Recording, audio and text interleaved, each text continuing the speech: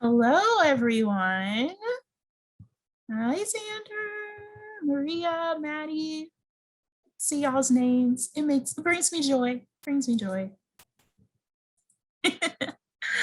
Okay, so let's go ahead and get started.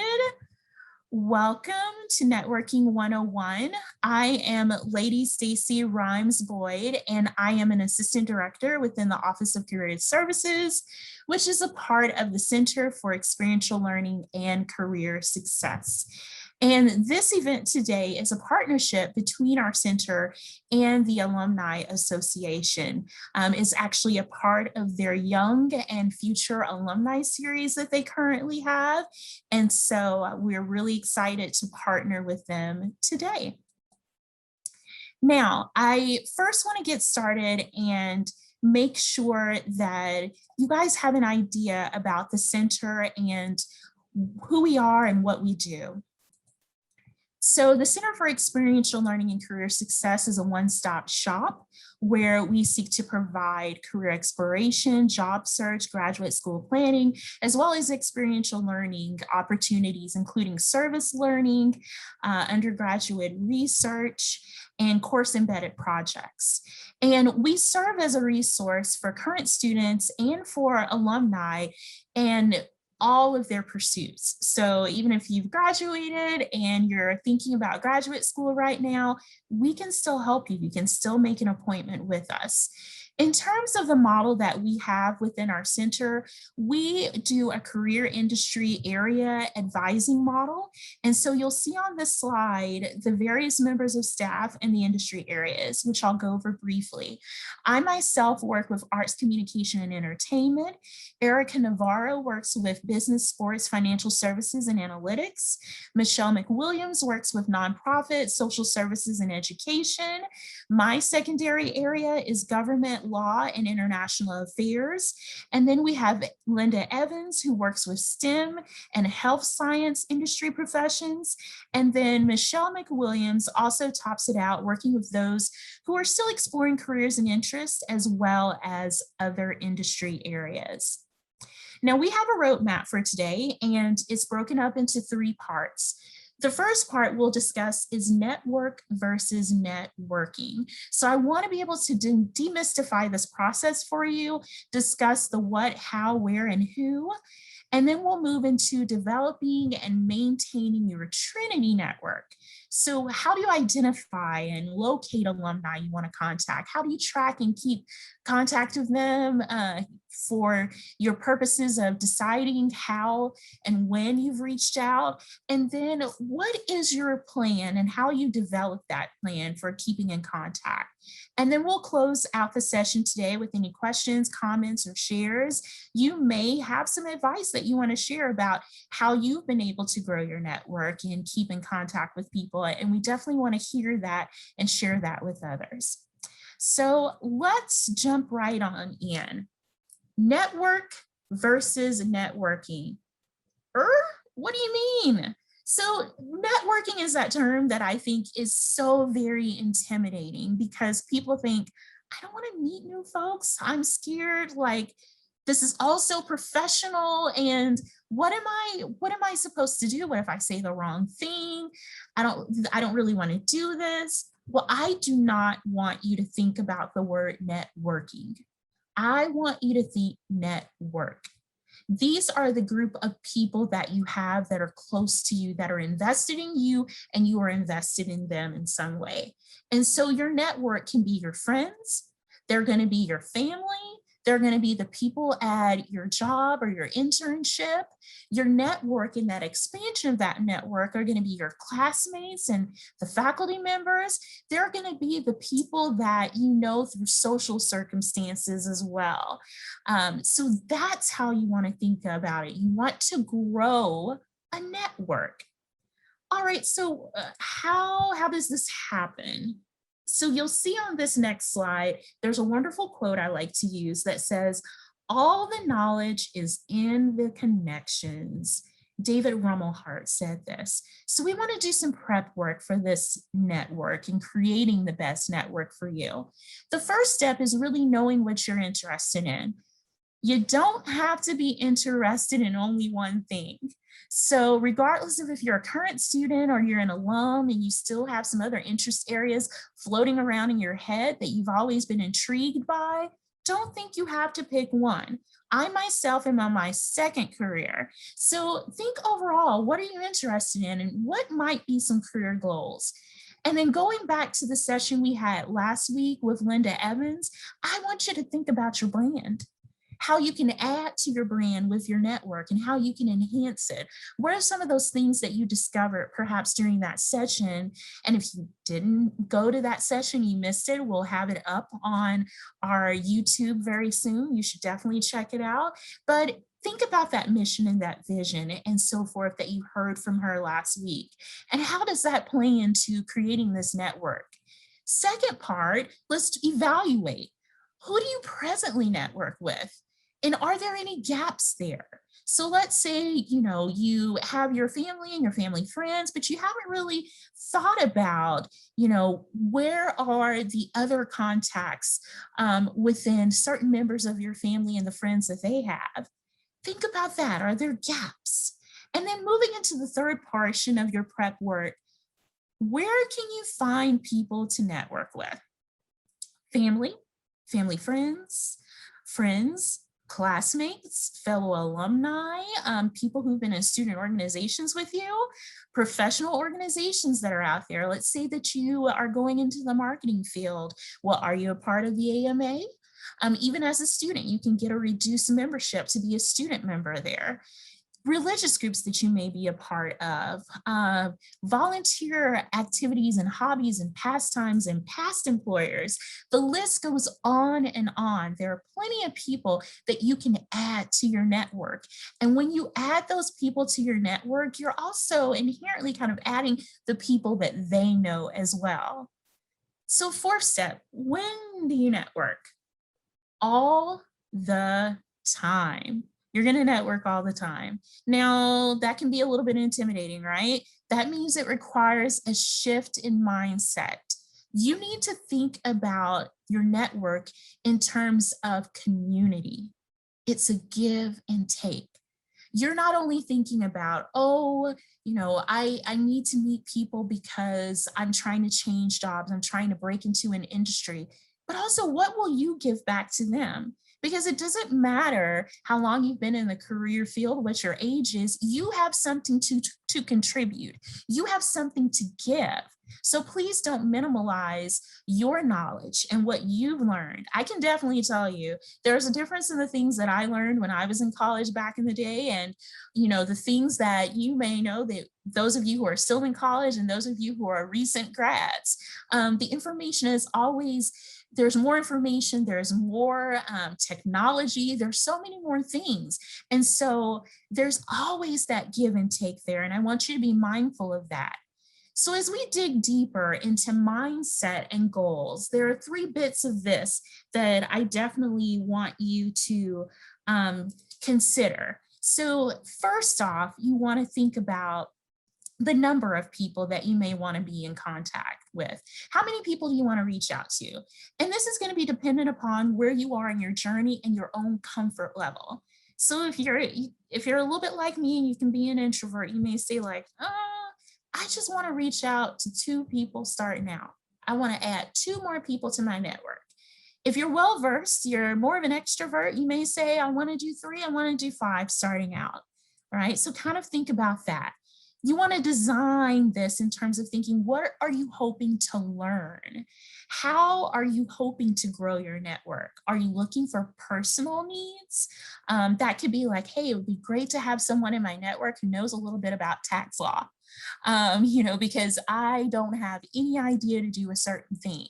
So as you're growing your network, of course, as I said before, it's not always about job needs. Sometimes it's about other things that you're looking for. Maybe you'd love to have a friend who's a nurse or a doctor as well, because, hey, it'd be great to have that knowledge base within your network. So always think about that. You want to get ready, you want to get set, and you want to go. And the things that you have to consider there is you want to be a good active listener. We all hear that term, active listener, how to be an active listener. What does that mean? ultimately, that means you don't want to be so much in your head that you don't hear what the other person is saying.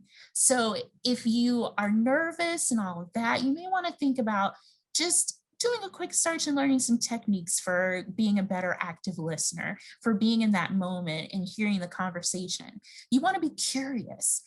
Honestly, some of the best conversations I've ever had have been because I've asked the why questions, the how questions. I've asked people to dig a little bit deeper as they're talking to me about something and to share a little bit more. Not only do I learn, but I also get to learn a bit more about them, and they're able to see my passion as well. So curiosity is always a great thing. And then being a big bridge builder, that's how you want to see this and go into this, is that you're building bridges between yourself and other people, and you want to have strong bridges there. So, maybe it's something in the future where you're thinking, oh, they may be able to help me out, and maybe you're helping them out in the present moment in some way. You're building bridges, and all of those planks that you're putting down there and the care you're taking to it will definitely lead to positive things in the future. So, what kind of conversations are you going to have, right? I like to think of this and say there are three types of network building conversations you have. And those pretty much can kind of depend upon where you are. There's the elevator conversation, and sometimes elevator pitch that people say, which is where you give those quick talking points about yourself. You get in the elevator, you push a button, someone else has pushed a button, you maybe have 20 or 30 seconds to chat. It's just an introduction to yourself and what you're hoping. It may be like, I'm Lady Stacey Rhymes Boyd. I'm currently working in career services at Trinity University, and I love helping students and alumni figure out their future career paths. Something really quickly. There's the water cooler conversation. It's longer than an elevator pitch. So, you kind of think about it's akin to two people going up to a water cooler and they chat for a little bit before they head on off. So you can give a little bit more information there. You widen the crack in the door a little bit more. But then the coffee shop conversation is more like an informational interview. You're sitting down and you can go more into detail where you can share your thoughts, your wishes, your aspirations, your curiosity areas. You're asking them questions as well as sharing some things about yourself there. Now, second part of this presentation is talking about the development and maintenance of your Trinity network. Now, before we get into maintaining, we got to figure out, how do I find those Trinity alumni and connect with fellow Trinity alumni? The first thing that I am going to mention is that Trinity University has a wonderful group of Trinity alumni chapters that are both domestic and international. And I'll be providing a link at the end of the presentation in the chat, but you can go online, you can look at this wonderful map, and you can click on the TU icon image within the map. And when you do so, it'll bring up any social media links, Facebook, Instagram pages, whatever have you, the name of the chapter president and their email address, as well as a generic email address for each chapter. So I definitely recommend that you utilize that. You can email them, you can let them know who you are and all of that good stuff. We'll talk a little bit about that more in the next slide. Then LinkedIn is the second resource. There are two options on LinkedIn that are really great. And first off, make sure that you have your own fully complete profile. Go to the Trinity University page as an option of finding alumni. Once you go on the Trinity University page, you will see a horizontal menu bar that's underneath the description of who Trinity University is. Within that horizontal menu bar, there is the word alumni, and you'll want to click on alumni, and then that will provide for you underneath that bar a whole new set of options. So there are a couple ways that you can research in the Trinity University page. There's a search bar, so you can put your search criteria of a career area, a major, whatever location in there. But then LinkedIn also has some sets of criteria that you can choose from already there. And those you can scroll through the horizontal bar to select them. And some of the options include narrowing down alumni according to where they live, where they work, what they study, and even more. So you can utilize those. Now, the insider tip that I will provide for you as you do those searches is just that you should know that less is more. As with any algorithm, the more options that you have there, the system is choosing for you who they think is relevant. It's sifting through the profiles. And I have often found when I've done searches that if I have one or two criteria and I still keep the bulk of people there, I'm able to sift through on my own. There may be some things that I haven't thought about that once I see it within someone's profile, I think, oh, wow, that's pretty cool. Maybe I'll add that job title, that industry area, that option to my list. So it's better for you to kind of narrow on your own. Now, let me add you a little bit more clarification to that. As you input those search terms in there, if you scroll down the page a little bit, you'll see all the alumni or those connected to Trinity who meet those search terms. So it's not going to take you to a different page. You'll just scroll down and you'll see. So you'll see the number of alumni go from the thousands to, maybe 800 people who are have music or music major within their profile for Trinity. So each of those search terms is going to give you some results that you can look at. The second thing on LinkedIn that I highly suggest that you do is join the Trinity Alumni Group. The Trinity Alumni Group requires permission to join. So please, when you look at it, click on there to join. But it is a great resource where alumni share events, share job opportunities. You can put information in there about what you're looking for or the sort of people that you're hoping to reach out to and connect with. Because as we know, people are different. Some folks may be a part of alumni chapter and, an alumni president there may be able to connect you, but some may not be a part of their alumni chapter. Some may be on LinkedIn. So you want to think about the different ways that you can connect with fellow Tigers. The third way that you can find alums is through the faculty members that you've worked with. So people oftentimes keep in contact with faculty members who've been particularly influential in their academic careers. So think about reaching out and talking to your professors and saying, I'm looking for career fields and such. Are there any alums that you might recommend that I speak with? And you'll be surprised at the options that they can provide for you. And then the fourth thing I'll mention is our Trinity University Alumni Association resources and news. So you can always reach out to the Alumni Association and ask for suggestions and thoughts and help because they oftentimes know some prominent folks that might be helpful that they would recommend that you reach out to, regardless of that person's location. And then also the Tower News and Alumni Spotlights are a wealth of information. Not only can it provide you thoughts about folks who are in certain professions, but also it can give you sparks and hope. Now, what do I mean by that? Each of you are very lucky to go to Trinity because Trinity really breeds individuals who are lifelong learners and who know how to capitalize and transfer skills. If you look at any number of alumni spotlights, what you'll quickly notice is that all of the alumni from Trinity don't necessarily go into fields that are directly related to their major. And that isn't a bad thing.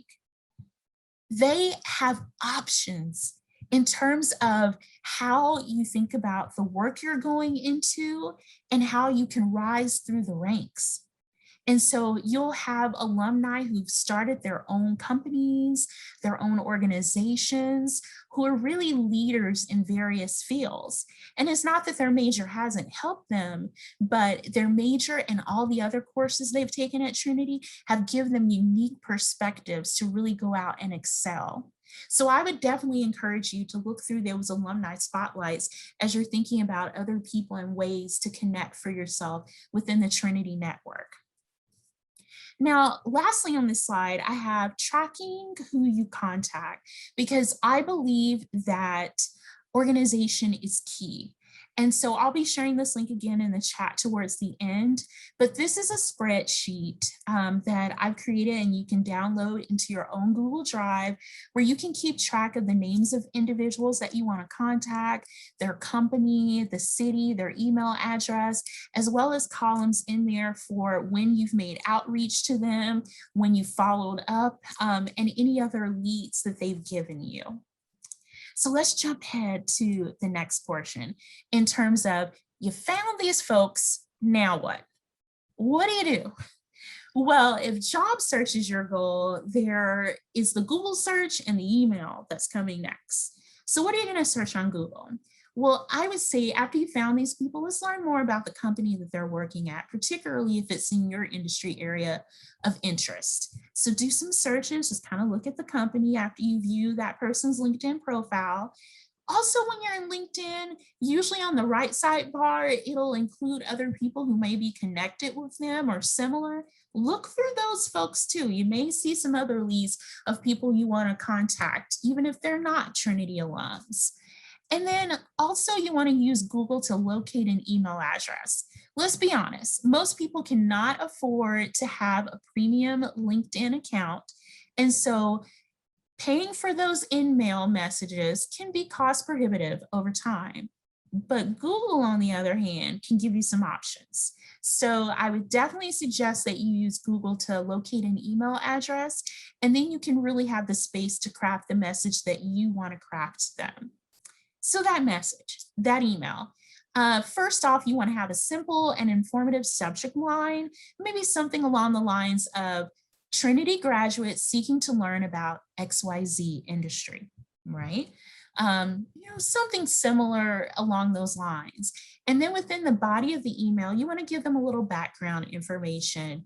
So it can be that you are a recent graduate with a BA or BS in such and such major, you're interested in XYZ career field, and you found them on LinkedIn, and you were hoping that they may have time to speak with you for 15 or 20 minutes so you can find out a little bit more about the career field and their particular career trajectory. Now, here's a note. I know this slide says this is for your job search, but do not, under any circumstances, within that email, ask about or ask for a job. What do you mean? What are you talking about? But I really want a job. Let me tell you why not.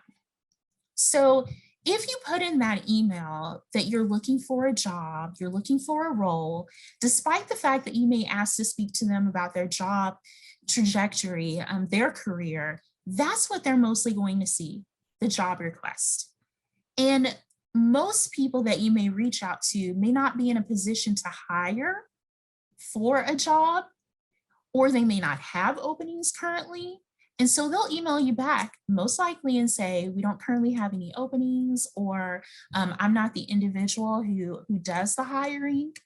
And they may not say anything at all about me because they feel like all you want to do is talk about a job. They don't have that within their wheelhouse, so they don't want to have a conversation. So then you are left with the awkward sort of like, hey, but can we talk? But then they're not going to think you're authentic about it because they saw job, they saw internship or whatever have you in there. So you don't want to include that. You want to wait and you want to, talk more about what your thoughts are when you're able to actually have a conversation. So I think it's a good moment to remember here that networking is not about just connecting people. It's about connecting people to people, connecting people with ideas, and people with opportunities, right? So we want to keep our mind frame there. So what do we need to remember when we actually have this conversation, which, it may be in person, it may be over the phone. Before you have that conversation, you need to make sure you have your questions ready. And you also need to make sure that you take notes.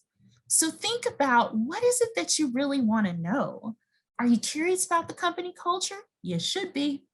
You know, what are the advancement possibilities within their company? What are the advancement possibilities within the field overall? How can you break into the field? And when you're thinking about that, there may be a myriad of options. So this is where being an active listener and having those curiosity cap on is going to be helpful. You want to talk to them about the different ways that they've seen and heard of, because that you can add to your notes, and you can go back and you do some more research there, things that you hadn't thought about, things that you didn't know. And then you want to make sure, as you're having that conversation, that you talk to them about continuing this connection in the future. Would it be possible for you to meet again in the future? Hey, I'd love to connect with you on LinkedIn. Would you mind if we connect on there? And then you want to ask them, I'm looking at this field. Would you mind if I send you a copy of my resume to get any feedback that you may have about any organizational changes or formatting changes or content that I could add that would just help me make me a stronger candidate in the future? And then you want to be sure that you think about how you can widen your network. So I always like to ask folks at the end of an informational interview about if there are any other individuals that they would recommend that I reach out to or connect with, and ask them about their own career trajectory and path. I'm trying to get as much information as possible from as many different people to really gather and have a better understanding of what may be next and what's involved in the field. So if job search is not what you're looking for at all, right? And you just want to increase your network, here are some tips for that as well. So let's say it's about, you're going to conferences, it's happy hours, it's gatherings of some sort. And I'm including some tips in here just about process, but also for those folks who may be more of an introvert and may feel a little bit awkward, which I myself have sometimes felt like. Make friends with the conference organizer or event planner. How do I do that, Lady Stacy? All right, so you've registered for the event. Generally, you receive a confirmation email, and it may have a name and email for questions that you may have. So think about what questions you may have. And we don't, want the very easy ones that you could have located on the website itself, but think about a good question that you may have, and then reach out and ask that question, and have that email. And so once you know who it is that you have communicated with, once you get to the event and you're signing in, you can ask for so-and-so, so-and-so. You can say, I had communicated with Sylvia Garza during the course of registering for this event. Does she happen to be around? I just want to say hi and thank her for her help. And so you meet Sylvia and like, hi, I'm Lady Stacy. We were emailing, and I really appreciate you answering my questions. I'm super excited about this event and being here. I noticed from the RSVP list, so if you can look at it ahead of time and so forth and look at the keynote speakers, that can be helpful. I've noticed that so-and-so is going to be here for their keynote. Do you know if they're just staying here only for the keynote, or are they going to be staying a little bit after? Are there any tips about where they might be? Because I'd love to have a conversation and just meet them. I really admire their work. So, hey, you've made a connection there. You can also ask them, do you have any insight about, where I should be sitting? It's my first time and I really want to get the most out of this. And I'm not familiar with the space at all, whatever have you, but it gives you an opportunity to make that connection. Then another great place for starting to build your network while you're there is the food line. So at least pre-pandemic, a lot of conferences would have spaces where, you might be getting some hors d'oeuvre food and you're in a little line there. Well, that means it's a captive audience. You can start a conversation with someone there. And, maybe they've been to the event before. You can ask them, you can say, is this your first time here, or have you been before? If they say to you, it's also their first time, you can say, yeah, me too. What are you excited about? What drew you to want to come to this event? That's a way of starting that conversation. If the person has been there before, you can say, what's always the highlight? What draws you back each and every year, right? So just be curious about that. And then, of course, thinking about giving and taking at all points. So sharing information as you're having that conversation, because the network is reciprocal. Have business cards ready. I like the two pocket rule. One pocket where you have your business cards, and the other pocket where you put the business cards of the individual you've met. There's nothing like putting them in the same pocket and then you reach to give one of your business cards to someone else, but you accidentally give them the card of someone you just met. So that's why you need to do two pockets. You can also turn on the LinkedIn location finder in the app so that after you've met people, you can send them a LinkedIn request. So just make sure you have the LinkedIn app downloaded on your phone. And then I like to say that you want to take breaks and take notes. Always have a little notebook or have your tablet ready for notes. And so notes about what, Cece? Of course, I'm going to take notes about presentation or whatever. No, I'm talking about notes about people. So as you're in a space and you're meeting people, it can get really jumbled in your brain between one person and another really quickly. So I like to take a little break. Maybe I go to the restroom and, I stand against the wall and I write a little note on the back of their business card. Or if I have a little notebook, I'll write that. And what do I write? So I will typically write something about their attire or their look, right? Because usually that's easy for me to remember. Think about what you remember about people. I write tidbits about the conversation. So the card tells you where they work, but hopefully you want to seek to have good conversations with people where you find out a little bit more about them and you write those little tips on there. That's going to help you when you're reaching out and connecting with them on LinkedIn, where you can put something a little bit more personal in there when you're making that connection request. But I definitely take little breaks to do that. And then I always like to think about keeping the business cards together for every event that I've gone to. And I usually put a little sticky with the date and the event that I went to. So even if I keep business cards, everybody doesn't. I'm going to connect with the person on LinkedIn. But if I want to kind of remember where I met them, then I keep them together. LinkedIn used to have an option where you could put notes, and I used to type that in there. But now that they no longer have that option for each individual, then that's kind of the way that I keep track of it. And then you want to make sure you send an email after the event to just expand that conversation. It was great meeting you at the such and such conference. I also noticed that I saw you in the breakout session for blah, blah, blah, blah, blah, blah. That was really wonderful. And I don't know about you, but I want to implement some of those things that they mentioned. Would love to chat and just kind of get some of your thoughts as well if you have some time. Right? So some sort of follow-up like that to keep the momentum going there. More on follow-up. So after you've done a casual conversation, that coffee shop, that informational interview, you want to remember to send a thank you note. Send a thank you note after any of those sort of conversations where someone has taken time out of their day to help you. And you want to use the notes that you've taken and reference any key points you took away from the talk. You want them to know that it was meaningful and you appreciate that they took time out of their day to speak with you. You also want to reach out to the individual if you contact any of the folks that they recommended that you reach out to. So I mentioned, you always ask, are there other folks that you would suggest I speak to? Well, when you reach out to that person, so here's my good example. So I talked to John Smith. John Smith recommends that I speak to Susie.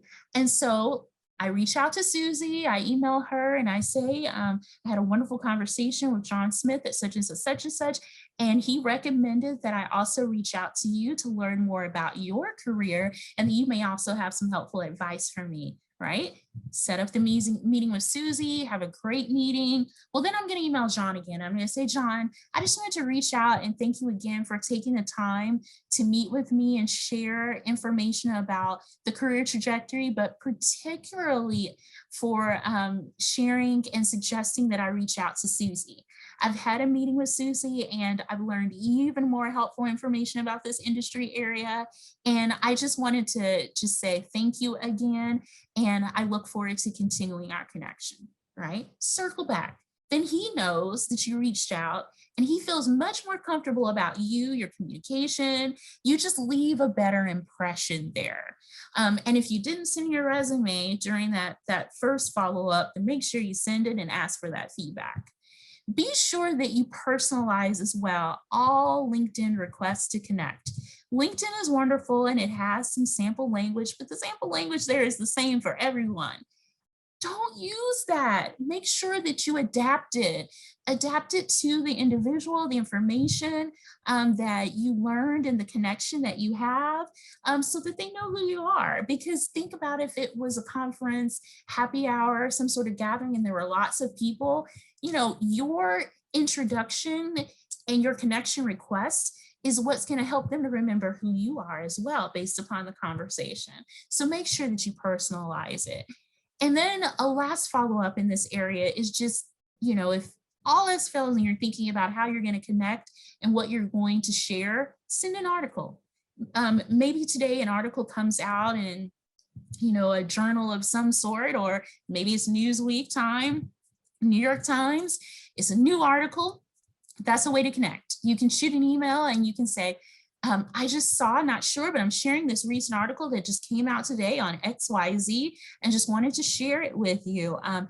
I'm perusing it and still thinking about it, but it seems to have some interesting stuff in here that I'm wondering about your thoughts are and how it may affect the industry, you know? So articles can be great ways of following up. It can be a plank in that bridge that you're building between yourself and someone else. Now, what are some other tips and tricks? Because we will soon be back at pre-pandemic times where we can actually be in person. So I want to make sure that you get these tips. You want to watch your alcohol consumption at events if you are of an age to drink alcohol. I say no more than about 2 drinks. And that is spaced over time. Also, if you are at a happy hour event and you know you're going there for a job search and you're really kind of on, then I would suggest that you eat before you go so that you're not going to be ravenous and be double fisting. And what do I mean by double fisting? Food in one hand, drink in the other. So you can't meet anyone and have a good handshake if your hands are all full. So you want to have one hand free.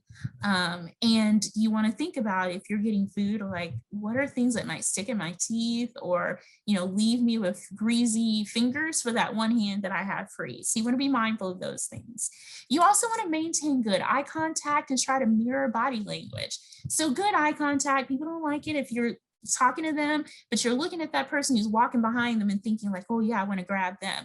We've all had those moments where we've been talking to someone and they don't seem to be paying attention to us, and it makes us feel bad, right? And you don't want to be in contact with that person when they reach out to you again. You don't feel like it's authentic.